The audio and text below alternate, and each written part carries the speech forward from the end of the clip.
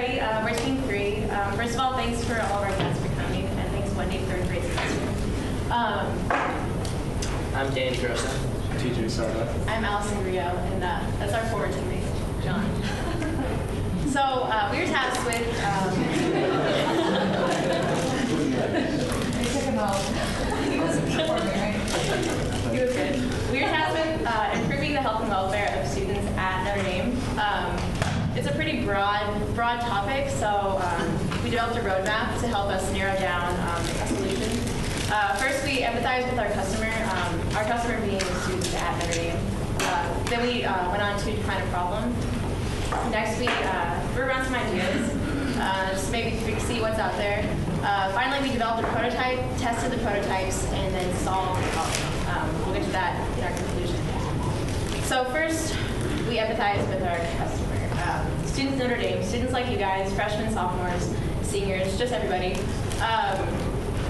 First, we used IDEO's framework, their How Might We approach. To do this, we threw around as many ideas as we possibly could think of. Some of them were a little out there, and others we actually carried through to the end of the semester into our solution. So some of these ideas included music in the halls between classes in deep art, a class shopping period. We borrowed this idea from Yale. They have a 2-week shopping period at the beginning of the year. Students can take whatever classes they want in that 2-week period, and at the end, they finalize their schedule. We thought that would really reduce stress in terms of the darting process, because I know I've had some terrible experiences with the darting process, and I know others have too as well.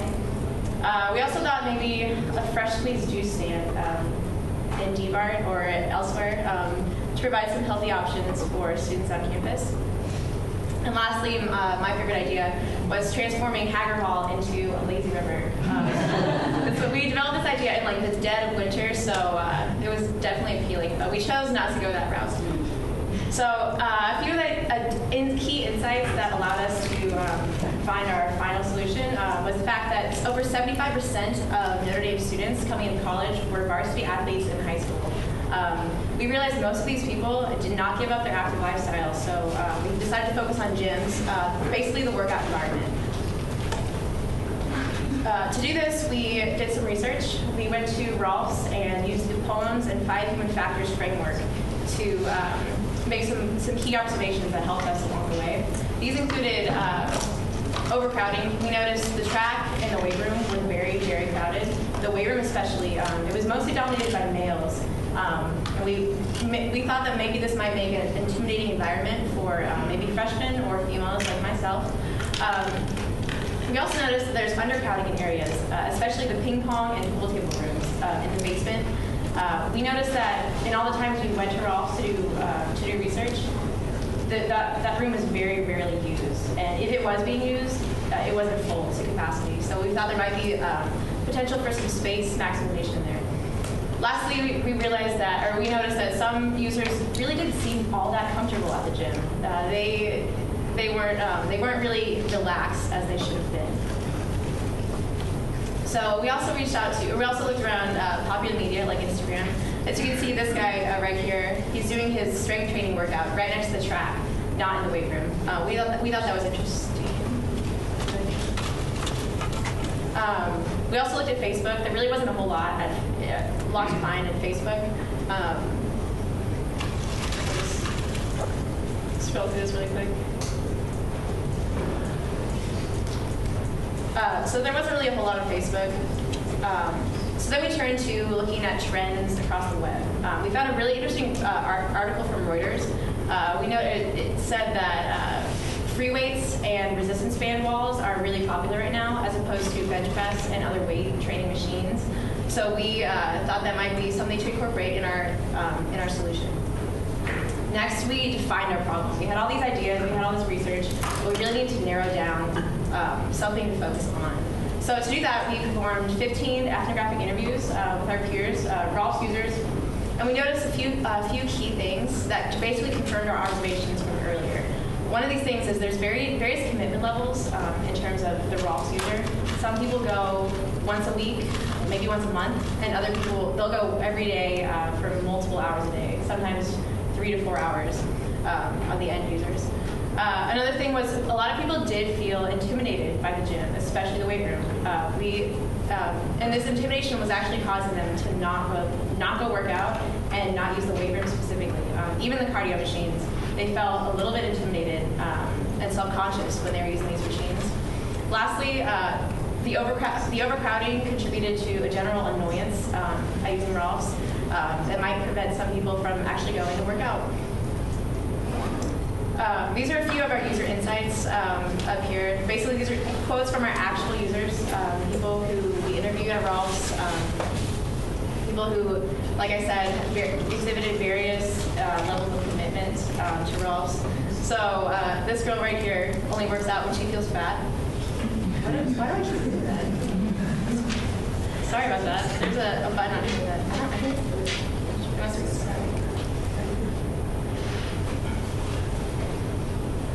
so the user insights really allowed us some insight into how people were actually feeling. Along with the ethnographic interviews, we also noticed their body language. And while we did these interviews at ROLFs, a lot of people did kind of exhibit the body language of someone who wasn't really happy or comfortable at ROLFs. Next, we asked one of our interviewees to document her workout through pictures. As you can see, it's a really cold, blustery day, so she's forced to work out inside. The classroom that she was hoping to use was locked, so there's a degree of frustration associated with that. So she's forced to do her workout here. I didn't even touch it this time. So she's forced to do her workout next to the track in a really small space next to the boxing area. That also frustrated her as well. And lastly, she finally broke down and just asked someone to unlock the classroom for her, so she could use the Bosa's Rock picture right here with her thumbs up. So she's happy now.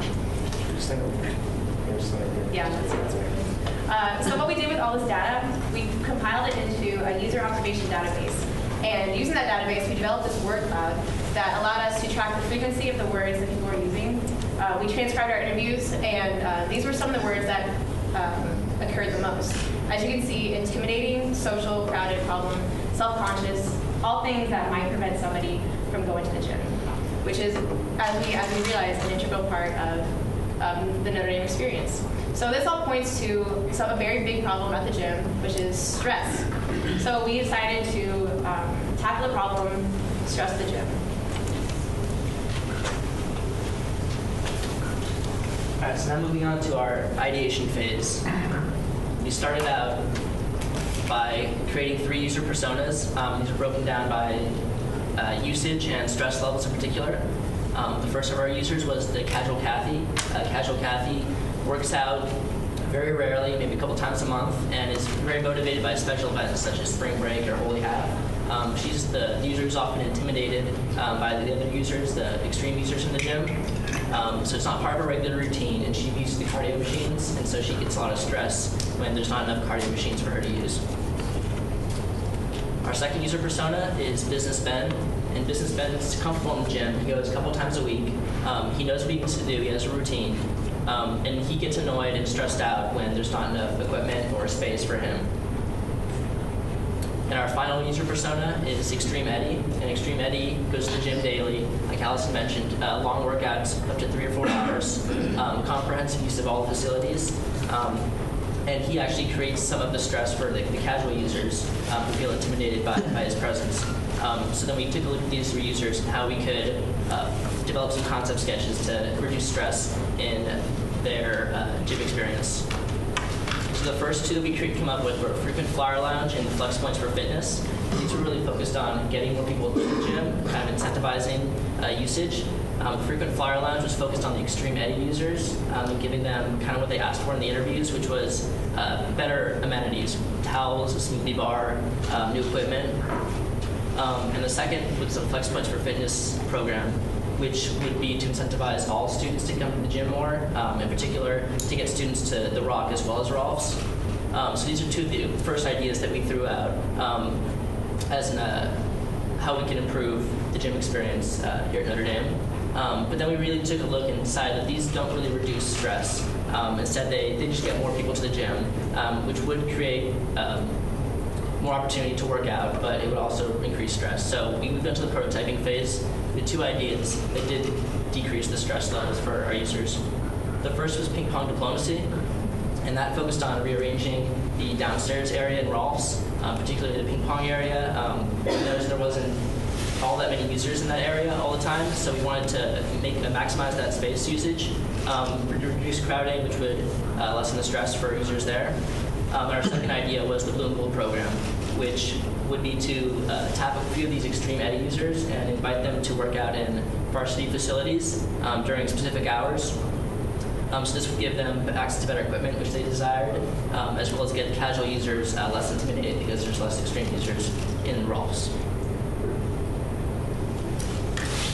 Kind of moving forward here, we took these 2D prototypes and developed them further as we moved on. And you can see here, this was our 3D walkthrough that we created in class. We kind of wanted to set up some of the actual ideas that we had refined up to this point, such as, it's kind of hard to see there, but we've got a little band wall set up, and we also had a workout room and the pool table set up.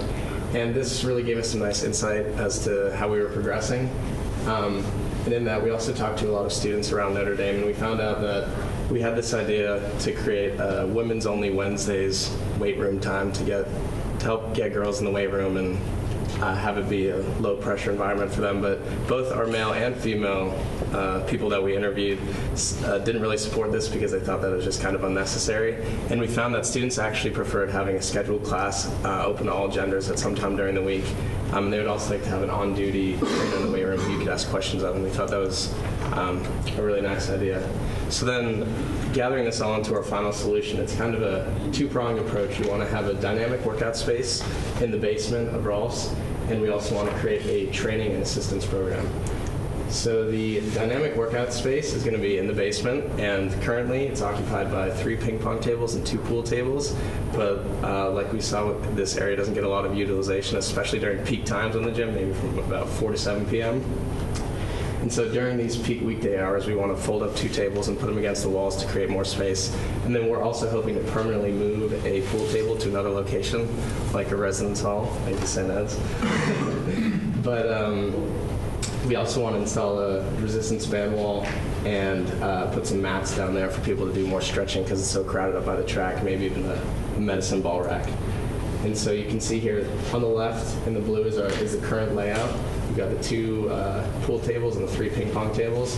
And with our new design on the right, you can see our resistance band area. Up to the top on the left, there's a nice open space for people to stretch, do push-ups, whatever they want. And then you've still got the ping pong tables that are ready to access whenever it's like a family day there on a Saturday and everyone's playing ping pong or things like that. And then finally, the second part of the plan is the training and assistance program. So this is going to feature strength training classes that are going to be informational and located in the weight room. They'll probably be 1 to 2 times a week, hopefully, and this will be a nice low pressure environment for people to learn how to improve their workout and how to really just improve what they're doing in there. And then we also want to have a weekly staff pro who's in there once a week for maybe about 2 hours during a peak time, and they'll be available to offer tips, comment on forums, spot you, whatever. And so yeah, we were all the groups that you'll be hearing today were tasked with how we can improve health and wellness at Notre Dame. And so I hope that our presentation kind of took you through a little of our journey, and I hope you liked our solution. I'll open up to questions there. Thanks.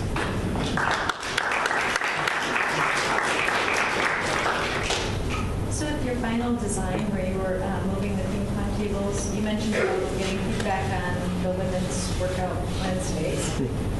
Did you get feedback on that design, and how was that received, and was there a variance between different segments of your user base that you talked about? It seemed like everyone that we talked with was really happy about utilizing the space downstairs, because I think probably the number 1 complaint that we got was overcrowding, especially on the second floor, I guess, the area where all the mats are for stretching near the track. And so that was one of the main things that we wanted to try to cater to, and we thought this was a nice way to solve that. And it's interesting because a lot of people do use that space already to stretch. They're just stretching next to the pool tables or between the ping pong tables, and it's kind of a clunky setup already. Okay. And the subject matter experts you spoke with there, did you get a sense whether or not these were potentially viable ideas? Yeah, we did do a couple subject matter expert interviews, and they were definitely a fan of them. The one subject matter we did not get feedback on was the extreme ping pong users, simply because we couldn't find them. So that was the main hurdle we dealt with. I'm right here, Allyson.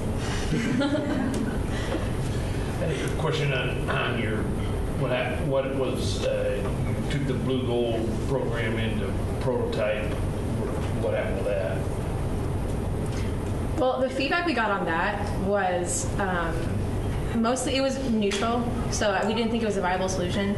Another thing that we realized that it would be exceedingly difficult to convince the athletic sports teams to really give up their facilities. So we figured that was a little outside the scope of our project.